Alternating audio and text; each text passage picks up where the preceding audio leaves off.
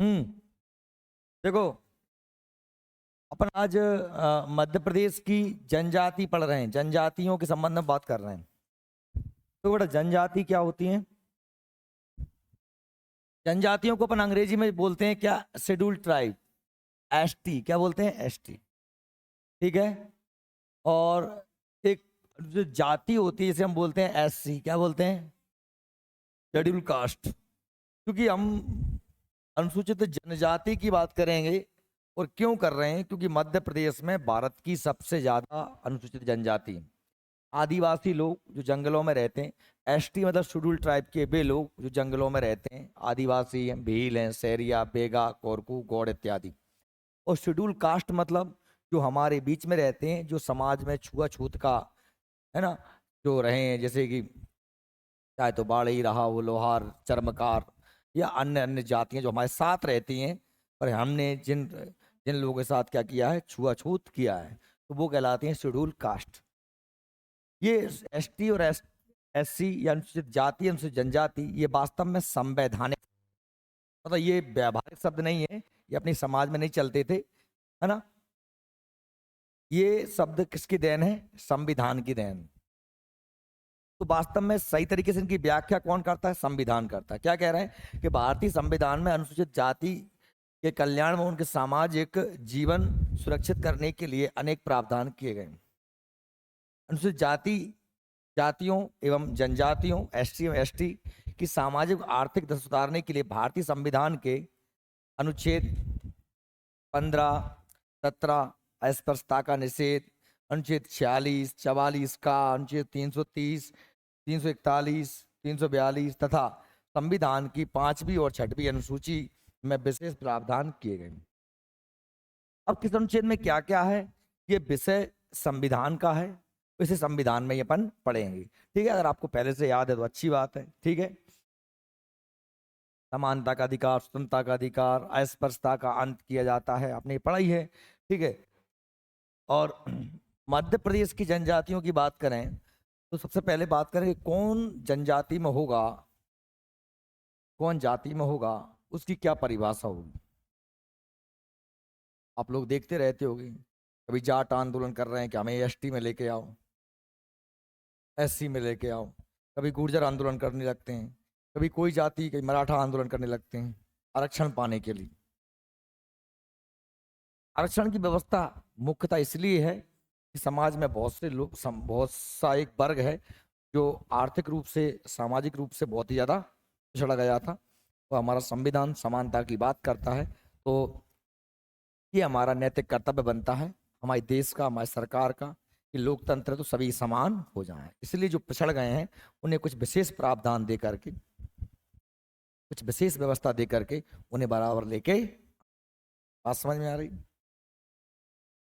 तो भारतीय संविधान अनुच्छेद 366 का जो 25वां पॉइंट के अनुसार जनजाति तात्पर्य उन जनजाति समुदाय या जनजाति समुदाय के अंशों या समूह से है जो संविधान के अनुच्छेद 342 तहत अनुसूचित जनजातियों के रूप में माने गए। यानी क्या कह रहे हैं कि अनुच्छेद 366 का जो 25वां पॉइंट है, उनमें कहा गया कि अनुसूचित जाति या अनुसूचित जनजाति क्या, किसे कहेंगे, परिभाषा फिर सुन लेना।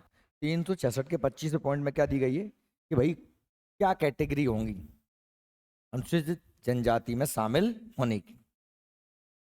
भाई आर्थिक रूप से पिछड़े हों, जंगलों में रहते हों, घुमक्कड़ हों, बहुत शिक्षा का अभाव हो जिस जाति में, या ऐसे परिभाषा दे दी गई। अब वो कौन कौन सी जातियां हैं, वो एक लिस्ट, एक सूची कायम दी गई है अनुच्छेद 342। सहरिया, बेगा, भील, कोरकू, गौड़, भारिया, बंजारा, ये लिस्ट कायम दी गई है इसमें, परिभाषा कायम दी गई है इसमें। बात समझ में आ रही है मेरी? देखो, क्या अभी मैं कहने लगूं कि मुझे भी एसटी में शामिल करो, हम यादव हैं, हमें एसटी में शामिल करो, तो वो ये कहेंगे क्या आप ये मापदंड पूरे करते हो? क्या आप जंगलों में रहते हो? क्या आपकी शैक्षिक स्थिति बहुत कमजोर है? क्या आप आर्थिक रूप से कमजोर हो? या मतलब क्या आपकी खुद की कुछ परंपराएं हैं? तो वो मापदंड जो परिभाषा है वो ये। अगर इसको मैं फुलफिल करूंगा तो राष्ट्रपति जी हमारी जाति को इस सूची में, लिस्ट में डाल देंगे और मुझे आरक्षण मिल जाए। बात सही में आ रही क्या मेरी? संविधान के अनुच्छेद 266 266 366 के 25वें पॉइंट में एसटी की परिभाषा है और 342 के तहत एससी में कौन कौन सी जनजातियां आती हैं उनकी सूची है। क्लियर? समझ में आ गई बात? अब देखें, मध्य प्रदेश जनजाति बाहुल्य राज्य। क्या है? बाहुल्य। बाहुल मतलब सबसे ज्यादा जनजाति जनसंख्या मध्य प्रदेश में निवास करती है। सबसे ज्यादा वन कहाँ है? मध्य प्रदेश में। सबसे ज्यादा टाइगर कहाँ रहते हैं? वनों में, तो वन मध्य प्रदेश में। और सबसे ज्यादा आदिवासी कहाँ रहते हैं? जंगलों में, तो जंगल कहाँ है? आदिवासी। बात समझ में आई? और जंगलों में क्या बनाए जाते हैं? राष्ट्रीय उद्यान। सबसे ज्यादा राष्ट्रीय उद्यान मध्य प्रदेश में। अरे देखो पॉइंट एक जैसे ही है। सबसे ज्यादा जंगल यहाँ है, सबसे ज्यादा आदिवासी रहेंगे, सबसे ज्यादा टाइगर रहेंगे, सबसे ज्यादा राष्ट्रीय उद्यान भी है। यहाँ देश की सर्वाधिक जनजाति जनसंख्या निवास करती है।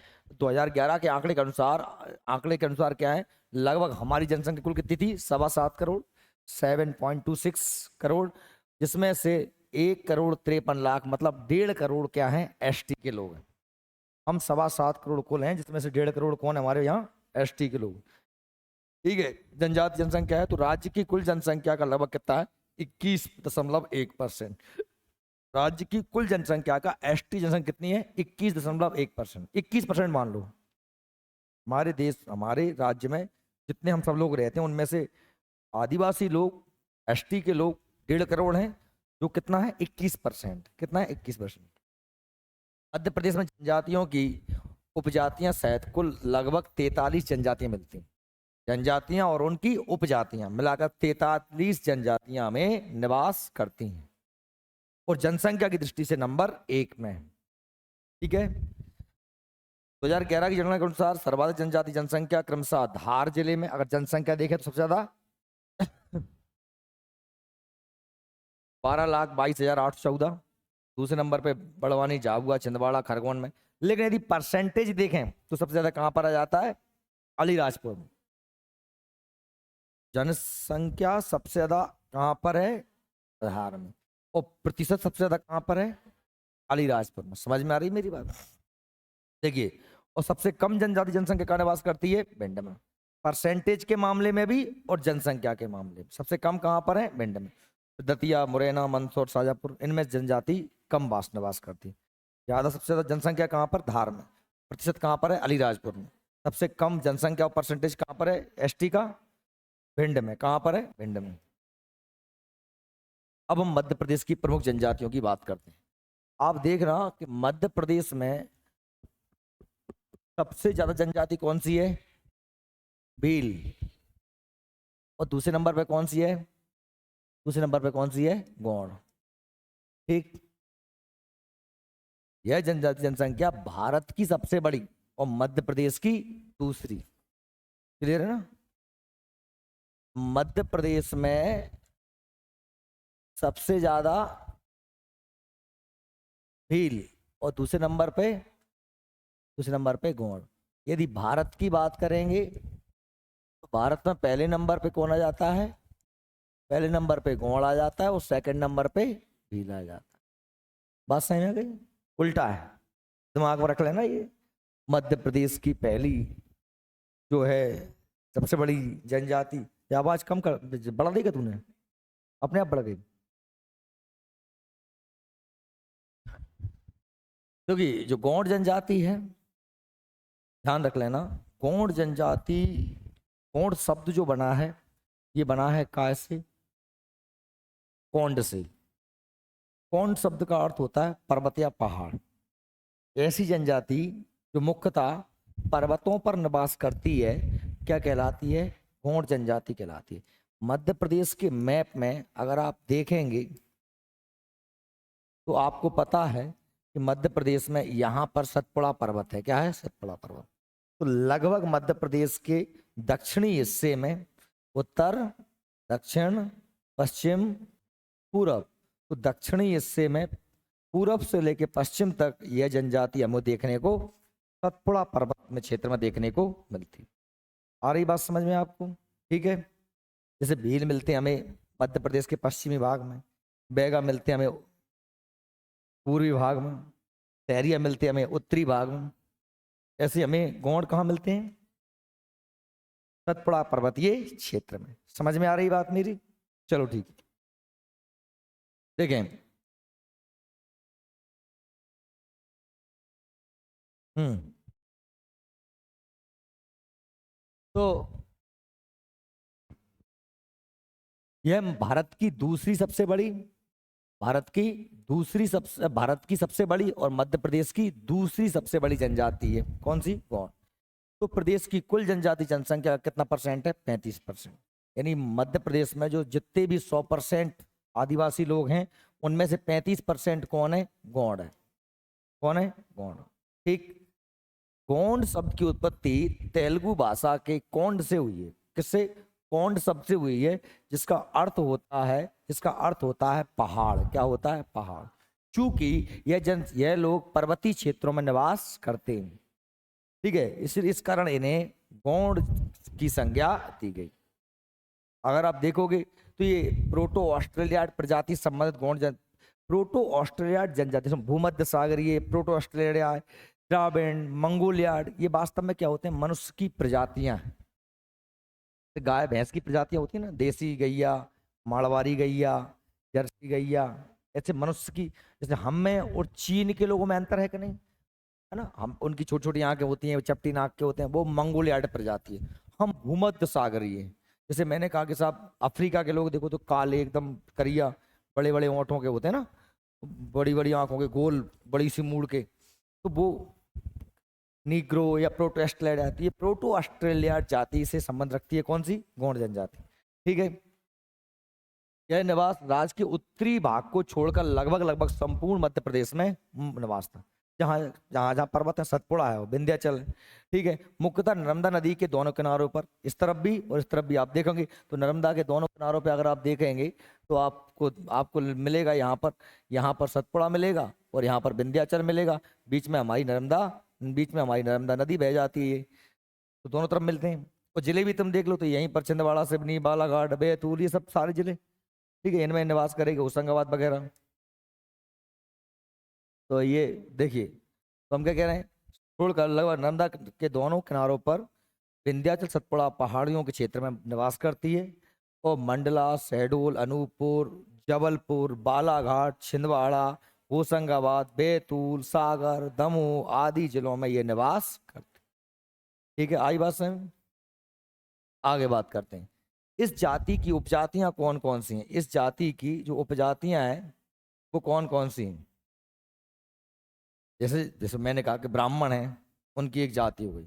अब ब्राह्मणों में कोई सनाड्य ब्राह्मण होते हैं, कोई जजोतिया ब्राह्मण होते हैं, कोई भारद्वाज ब्राह्मण होते हैं, भार्गव होते हैं। तो इनकी क्या होती हैं? उपजातियां। बात सही में आ रही? ठीक है। जैसे ये हर जाति में उपजातियां भी होती हैं। तो जिनकी उपजातियां कौन कौन सी हैं? अगरिया, प्रधान, कोयला भूतिस, ओजा, नागरची, सोलहास। जो लकड़ी का काम करते हैं उन्हें सोलहास बोलते हैं। जो झाड़ फूक का काम करते हैं, झाड़ फूक काम उनसे क्या बोलते हैं? ओझा बोलते हैं। ठीक है। शारीरिक विशेषताएं, शारीरिक गठन संतुलित रहता है, त्वचा बालों का रंग काला होता है, दाढ़ी मूछों में बालों की संख्या कम होती है, इनकी नाक बड़ी और फैली होती है। फालतू की बातें ये हमें याद नहीं करना। ठीक है, ये याद कर लेना। अगरिया, प्रधान, कोयला भूतिस, ओजा, नागरची, सोलहास, ये क्या है? इनकी उपजातियां हैं। किसकी? गौणों। ठीक। सामाजिक विशेषताओं की बात करें तो ये इंपोर्टेंट है। सामाजिक विशेषताएं, गौड़ जनजाति में संयुक्त परिवार और एकल परिवार का प्रचलन है। संयुक्त परिवार बब्बा बाई, चाचा चाची, ताऊ ताई, और एकल परिवार मैं और तुम और अपने मोड़ा मोड़ी। ठीक है। तो इसमें प्रचलित विवाह कौन कौन से हैं? दूध लौटावा विवाह। दूध लौटावा विवाह क्या होता है? मामा बुआ के लड़कों लड़कियों का आपस में विवाह करना। मामा की लड़की बुआ का लड़का, या बुआ की लड़की मामा का लड़का, ऐसे विवाह को क्या बोलते हैं? दूध लौटावा विवाह। चढ़ विवाह, पठौनी विवाह, लामसेना विवाह आदि दूध लौटावा इस विशेष तौर पे मामा एवं बुआ की लड़की का विवाह करना श्रेष्ठ माना जाता है। ठीक। सांस्कृतिक विशेषता की बात करें, वेरी मोस्ट, गौंड लोगों के प्रमुख नृत्य, तो इनसे ही प्रश्न बनते हैं। नृत्य कौन कौन से हैं? कर्मा, शैला, भड़ौनी, व्रहा, कहरवा, सजनी, सुआ, दीवानी। यही तो प्रश्न बनते हैं आपसे कि ये इनके क्या है, गौड़ लोग नृत्य करते हैं। आप जानते हैं आदिवासी लोग विशेष प्रकार के नृत्य करते हैं। तो ये इनके कौन नृत्य हैं? कर्मा, सैला, भड़ौनी, ब्रहा, कहरवा, सजनी, सुआ, दीवानी। एक बार में आपको बिल्कुल याद नहीं होंगे ये आपको बार बार पढ़ने पड़ेंगे तभी आपको याद होंगे। इनमें घोटुल प्रथा का प्रचलन है। घोटुल क्या होता है? एक युवा ग्रह होता है जिसमें अविवाहित लड़के लड़कियां भाग लेते हैं। लड़के को चैलिक और लड़की को मोटियारी कहा जाता है। घोटलू एक बार इसमें खास तौर पर अपन कह सकते हैं अपन अपन में होते हैं ना सम्मेलन समारोह, सामाजिक सम्मेलन नहीं होते वो, जिसमें परिचय सम्मेलन, इसमें लड़के लड़कियां आते हैं, समाज के परिचय हो जाता है, ब्याह ब्याह करना है तो जिनको मोड़ा इनकी मोड़ी। यहाँ पर लड़के लड़कियां आपस में मिल लेते हैं जिसमें शादी करनी होती है। तो एक घोटुल इनका एक युवा ग्रह है जिसमें कुंवारे लड़के लड़की आते हैं और परिणय सूत्र में बनते हैं। ठीक है। पर्व एवं त्योहार, विद्री पूजा इनका बहुत महत्वपूर्ण त्योहार है। विद्री पूजा, बकपंती, हरदिली, नवाखानी, जवारे बोलते हैं ना अपन, जवारे नवदुर्गा में बोलते हैं, जवारा, जवारा, मड़ई, छेरता, ये इनके क्या है? त्योहारों के नाम है। क्या के नाम है? त्योहारों। गौड़ जनजाति के त्योहारों के नाम क्या है? विद्री पूजा, बकपंती, हरदिली, नवाखानी, जवारा, मड़ई, छेरता आदि, ये इनके प्रमुख त्योहार हैं। ठीक है। गौड़ों के प्रमुख देवताओं की बात करें तो वैसे देखो जितने भी आदिवासी लोग होते हैं उनके बहुत से स्थानीय देवी देवता होते हैं। हर जनजाति के अपने अपने देवी देवता होते हैं। जैसे हम अपने गांव में जाते हैं तो हर परिवार के अपने होते हैं कोई देवी देवता, है ना। जैसे हमारे गौड़ हैं, घटोइया है, नीम बारी माता, इमली बारी बहू, नार सिंह, शेर सिंह, नहीं होते क्या? घटोइया वो जगह जगह बना देते हैं। तो ऐसे इनके बहुत से त्योहार देवता होते हैं। गौड़ों के अनेक स्थानीय देवता हैं। इनमें बूढ़ा देव, ठाकुर देव, नारायण देव, दूल्हा देव इनके होते हैं बीमारियों के देवता। बीमारियों के देवता कौन है? दूल्हा देव। शारदा माई, बूढ़ी माई, खैर माता आदि इनके प्रमुख देवता हैं, है ना। जैसे अपने अपन कहते हैं भैंसासुर होते हैं तो वो अपन भैंसों के देवता होते हैं। जैसे अपने वो होते हैं क्या बोलते हैं, गन्या के देवता क्या होते हैं? हीरामन। हीरामन होते हैं अपने गन्ये गायों के देवता होते हैं। गांव का मुखिया जो होता है गौड़ों का वो क्या कहलाता है? मुकद्दम कहलाता है। क्या कहलाता है? मुकद्दम। गांव का मुखिया मुकद्दम। गौड़, गौड़ी और या तो गौड़ों की बोली गौंडी है, ये तो याद क्या है तो याद ही है। लेकिन डोरली याद कर लेना कि इनकी भाषा डोरली है। गौंडी आ गया तो तुम लगा ही दोगे गौड़ों की गौंडी, लेकिन डोरली अलग से याद रखना। डोरली इनकी क्या है? भाषा।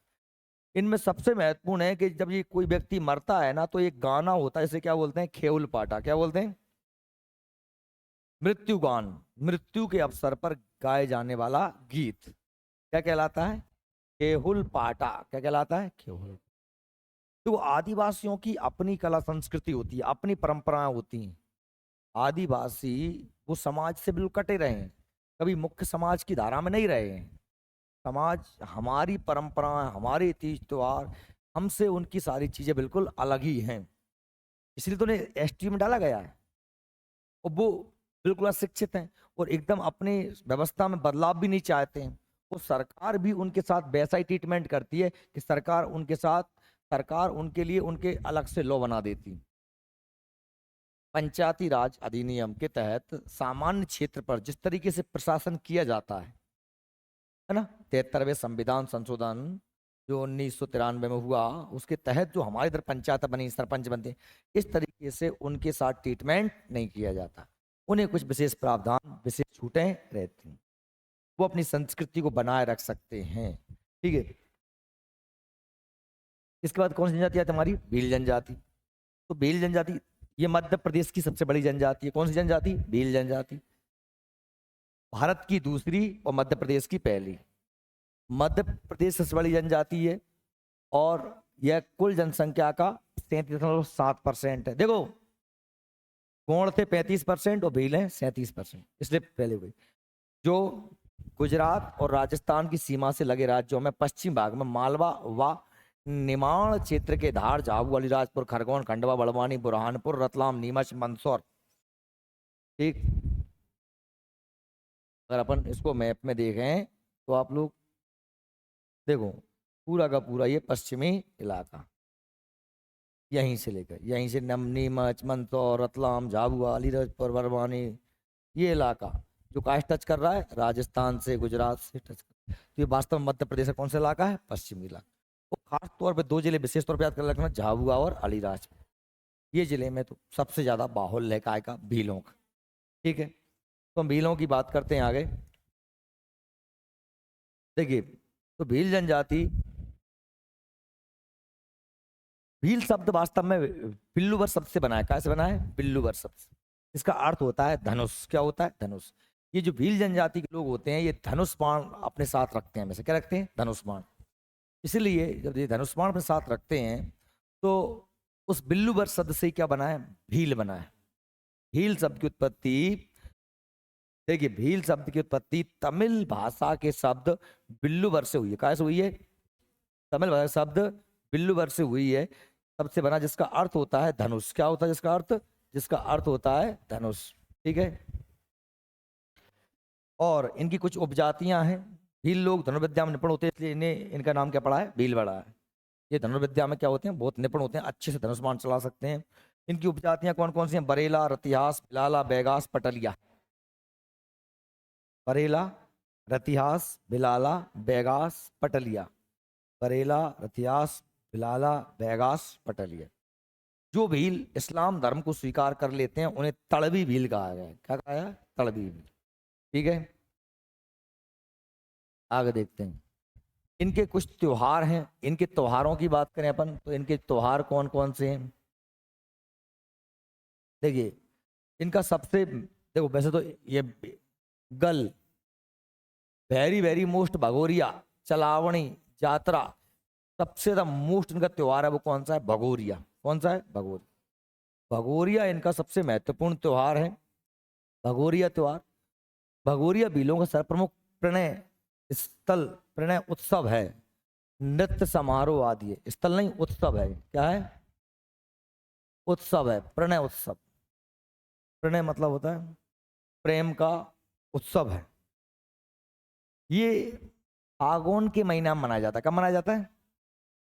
फागुन, होली के टाइम पे। कब मनाया जाता है?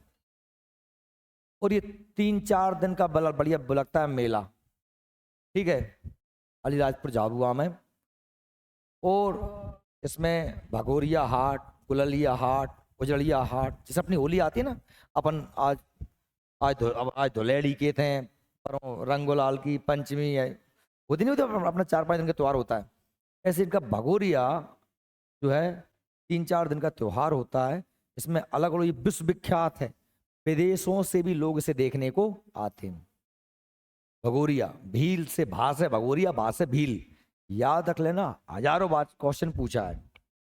आ से भगोरिया, भा से भील, भीलों का है भगोरिया। ठीक, तो इसमें सबसे ज्यादा फेमस होता है कौन सा? गुललिया हाट। गुललिया हाट, इस दिन लड़के लड़की गुलाल लेके घूमते रहते हैं हाट में। अगर लड़के ने किसी लड़की में गुलाल मारा और उस लड़की ने रिटर्न गुलाल मार दिया तो समझ लेते हैं कि दोनों की शादी करवाना है, दोनों की व्यवस्था बन गई। ठीक है, जिसका आयोजन होली के अवसर पर होता है। इसमें 3 दिन मुख्य होते हैं, गुललिया हाट, भगोरिया हाट और उजड़िया हाट। नृत्य कौन कौन से हैं? भगोरिया नृत्य है, दोहा, बड़वा, घूमर। अब घूमर चूंकि राजस्थान का नृत्य है तो राजस्थान की परंपरा इनमें है। और गौरी। शारीरिक विशेषताएं काट देना वैसे इंपोर्टेंट नहीं है, भील सामान टिकने होते हैं। इनकी त्वचा का रंग तांबे जैसा होता है तथा देखने में सुंदर प्रतीत होते हैं। शरीर सुगठित और मजबूत होता है, वैसे ही पढ़ लेना।